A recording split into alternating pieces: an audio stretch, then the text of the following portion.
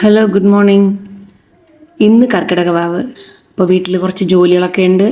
സാധാരണ ഉള്ളതിനേക്കാളും കുറച്ച് കൂടുതൽ പണികളുണ്ട്.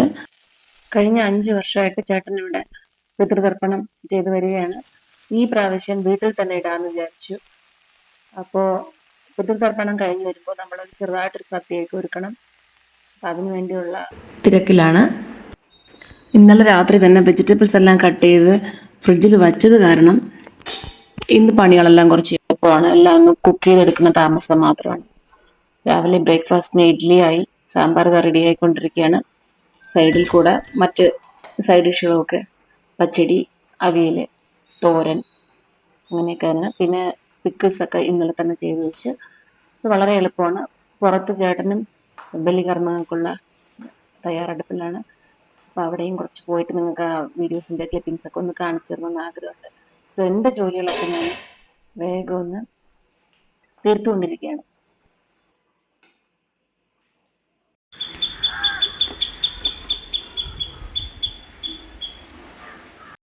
ഇപ്പം ഞാൻ പുറത്ത് പോയി നോക്കിയപ്പോൾ അവിടെ പണികളൊന്നും തുടങ്ങിയിട്ടില്ല.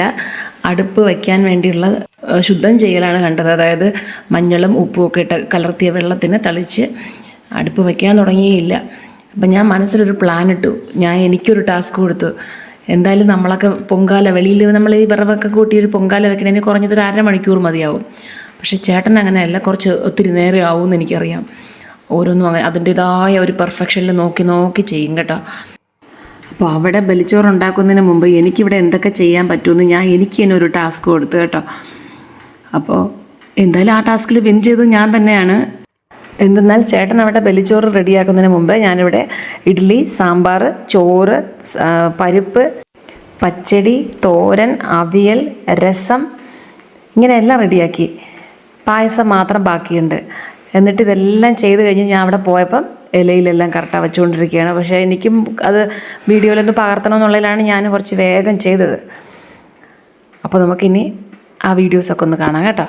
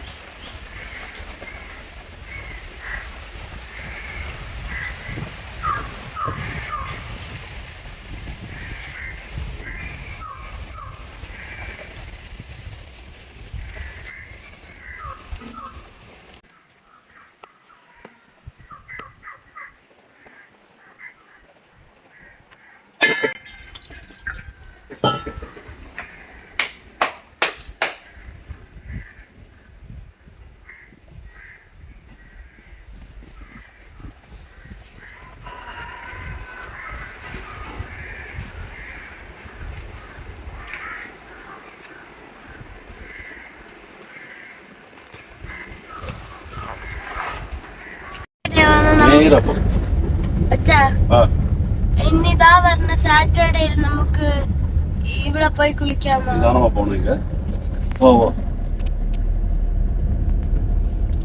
മറ്റേ മീനെല്ലാം ഇരിക്കുന്നില്ല ഒരിടത്തില്, അത് അവിടെ പോയി കുളിക്കാം. എനിക്ക് അവിടെയാണ് ഇഷ്ടം. നമ്മളിവിടത്തെ രണ്ട് സൈഡും കൊക്കല്ലത്.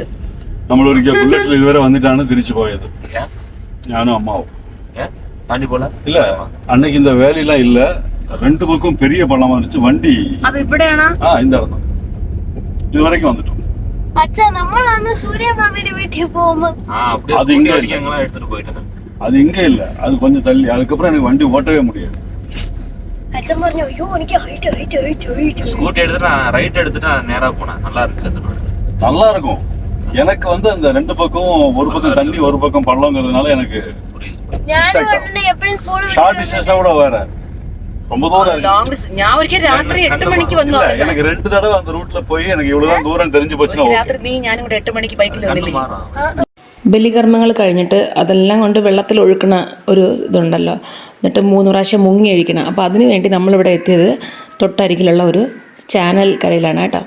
ഇതാണ് 5 കണ്ടറ ബസ് സ്റ്റോപ്പ്. ഇവിടുന്ന് വലത്തോട്ട് തിരിഞ്ഞാൽ തിരുനന്തിക്കര ക്ഷേത്രത്തിൽ പോവാം, ഇടത്തോട്ടാണെങ്കിൽ പേച്ചിപ്പാറ ഡാമിൽ പോവാം. നല്ല പ്രകൃതി രമണീയമായൊരു സ്ഥലമാണ്.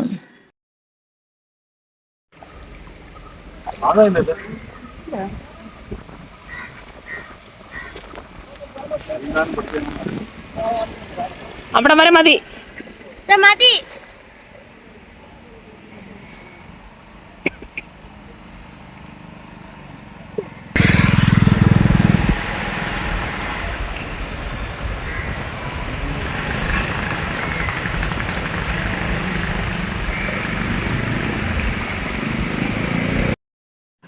ഇലയും പൂക്കളും മാത്രം തന്നെയാണ് വെള്ളത്തിൽ ഒഴുക്കിയിട്ടുള്ളത്. കൊണ്ടുപോയ പ്ലാസ്റ്റിക്കിനെയൊക്കെ ചേട്ടൻ കഴുകി എടുക്കുകയാണ്. അതൊന്നും വെള്ളത്തിൽ ഒഴുക്കിയിട്ടില്ല. അതൊന്നും വെള്ളത്തിൽ നമ്മൾ ഒഴുക്കി ഇങ്ങനെ പ്രകൃതി നശിപ്പിക്കാൻ പാടില്ലല്ലോ.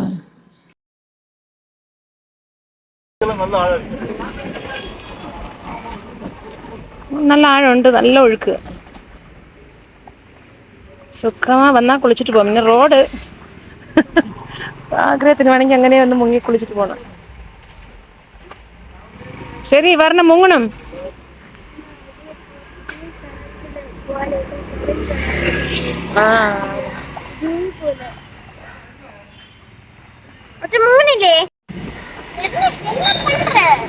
കയ്യിൽ വെച്ചോ ഒന്നില്ലേ? മതി മതി, സ്ഥലമൊന്നും പരിചയമില്ല, മതി. അവിടെ നിന്ന് മുങ്ങണം.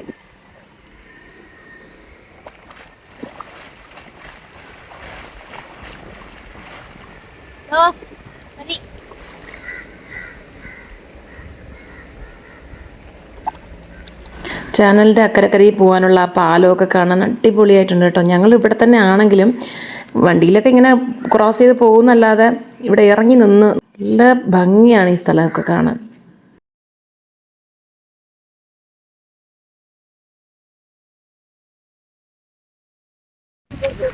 കുഴപ്പമില്ല.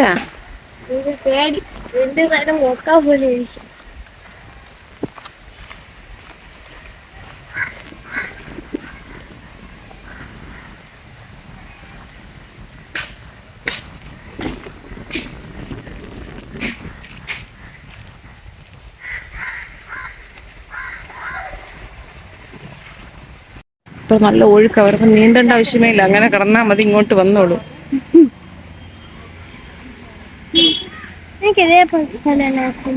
ഇഷ്ടാണോ? നമുക്ക് വന്ന് കുളിക്കാന്ന് വെച്ച് കഴിഞ്ഞാൽ റോഡായി പോയി. വെറുതെ വന്നൊരു മുങ്ങിട്ട് പോവാം. നല്ല സ്ഥലം.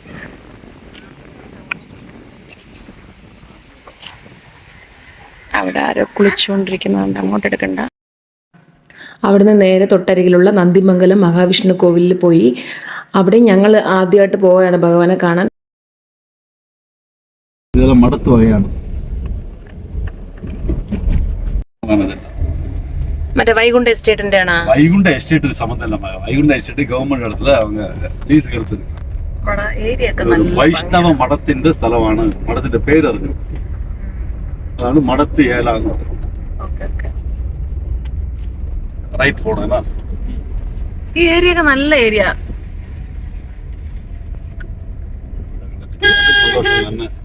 എനിക്ക് ഈ റോഡ് അറിയാം. നമ്മള് ലെഫ്റ്റ് പോയാ തൃപ്പരപ്പിൽ അങ്ങോട്ട് പോവാം. നേരെ പോയാൽ പണങ്ങോട്ട് പോയി കയറാം. ഇവിടെ ഒരു കാഷ്യൂനട്ട് ഫാക്ടറി ഇല്ലേ? അതെല്ലാം കഴിഞ്ഞു. ഇവിടെയാണ് കൊണ്ടിടാന്ന് വിചാരിച്ചത്. പക്ഷെ ഇന്ന് കൂടുതൽ വെള്ളം ഇല്ല, ഒഴുക്കില്ല. லெஃப்ட்ல ஒரு ஆர்ச் வரும், அந்த ஆர்ச்சுக்குள்ள திரும்பணும்னா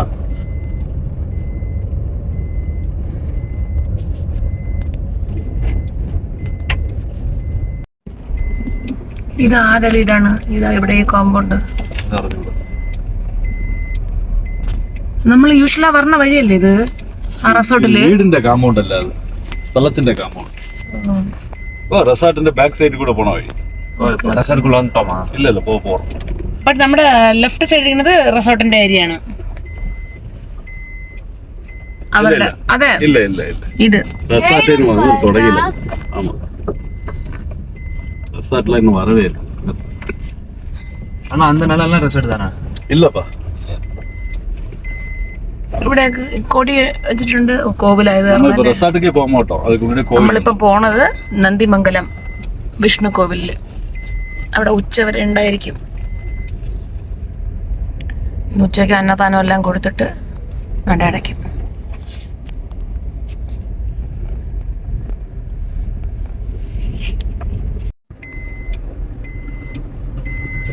കാണുന്നതാണ് വിഷ്ണു ക്ഷേത്രം. ഇവിടെ ടാറിടാനുള്ള പല പദ്ധതികളുണ്ടോന്ന് അറിയില്ല.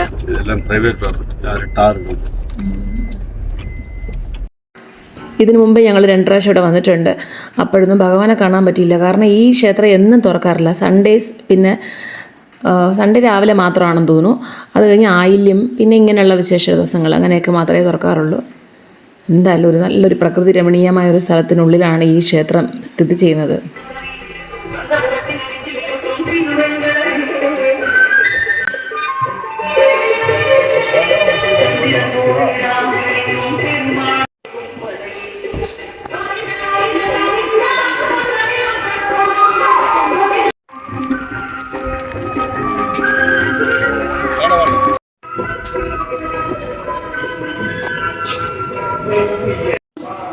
പൊട്ടിട്ട് എടുക്കല്ല.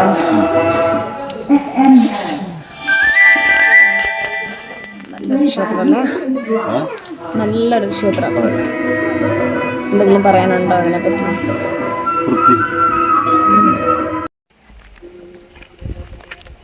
നമ്മളിതാ ഇപ്പം ജസ്റ്റ് കോവിലിൽ പോയിട്ട് വന്നതേ ഉള്ളൂ.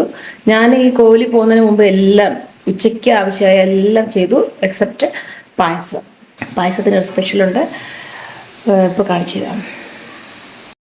ഞാനിപ്പോൾ ഇത് വെച്ചാണ് പായസം വയ്ക്കാൻ പോണത്. ഇത് മനസ്സിലായോ? എന്താണെന്ന് വെച്ചാൽ ചക്ക വരട്ടിയതാണ്. ഒരു 2 ഡേയ്സിന് മുമ്പ് എനിക്ക് അമ്മ കുറച്ച് ചക്ക വരട്ടി തന്നു. ഞാനിപ്പോൾ ഇത് ഫുള്ളായിട്ടൊന്നും വയ്ക്കാൻ പോകണില്ല, ഇത്രയൊന്നും വേണ്ട. ഇവിടെ ആർക്കും ഇങ്ങനെ പായസത്തിനോടൊന്നും വലിയ പ്രിയമില്ല. ഞാൻ മാത്രം കുടിക്കും, ഇന്നൊരു ഗ്ലാസ് കുടിക്കും, നാളെ ഒരു ഗ്ലാസ് കുടിക്കും, അത്ര തന്നെ. പക്ഷെ ഇവർക്കൊക്കെ ഒരു 1/2 ഗ്ലാസ്സൊക്കെ കൊടുത്താൽ ധാരാളം മതി. അത് കാരണം ഞാനിങ്ങനെ കൂടുതലൊന്നും ഇട്ട് ചെയ്യാൻ പോകണില്ല. ഇത് ചക്ക പായസമൊക്കെ ഇത് കഴിക്കാൻ ആഗ്രഹമുള്ളവർക്കൊക്കെ ഇത് കാണുമ്പോൾ കൊതിയാവും. കാരണം ഇപ്പം ഇത് ചക്ക പായസം വെച്ച് മാത്രമല്ല, നമുക്കിത് വെച്ച് മത്സ്യം വയ്ക്കാം, ബ്രെഡിൽ ഇങ്ങനെ സ്റ്റഫിങ് ആയിട്ടൊക്കെ വെച്ച് കഴിക്കാം. നമ്മൾ ജാമിന് പകരം അതും നല്ല ടേസ്റ്റ് ആയിരിക്കും. അങ്ങനെയൊക്കെ യൂസ് ചെയ്യാം. അപ്പം ഞാൻ പെട്ടെന്ന് പായസം ഒന്ന് ചെയ്തിട്ട് വരട്ടെ.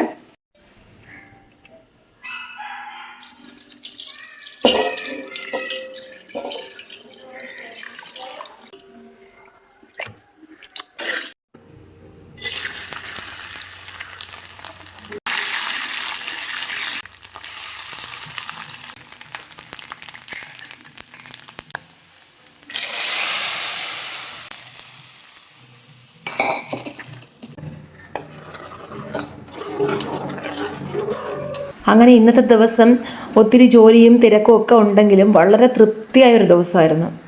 എന്തോ അറിയില്ല, മനസ്സ് വളരെ തൃപ്തിയായിരുന്നു. അപ്പം നിങ്ങൾക്ക് എൻ്റെ ഈ വീഡിയോ ഇഷ്ടപ്പെട്ടുവെങ്കിൽ ലൈക്ക് ചെയ്യൂ, കമൻറ്റ് ചെയ്യൂ, ഷെയർ ചെയ്യൂ. ആദ്യമായിട്ട് കാണുന്നവരാണെങ്കിൽ ഒന്ന് സബ്സ്ക്രൈബ് ചെയ്യണേ. നമുക്ക് വീണ്ടും അടുത്ത വീഡിയോയിൽ കാണാം. Till then, bye for now.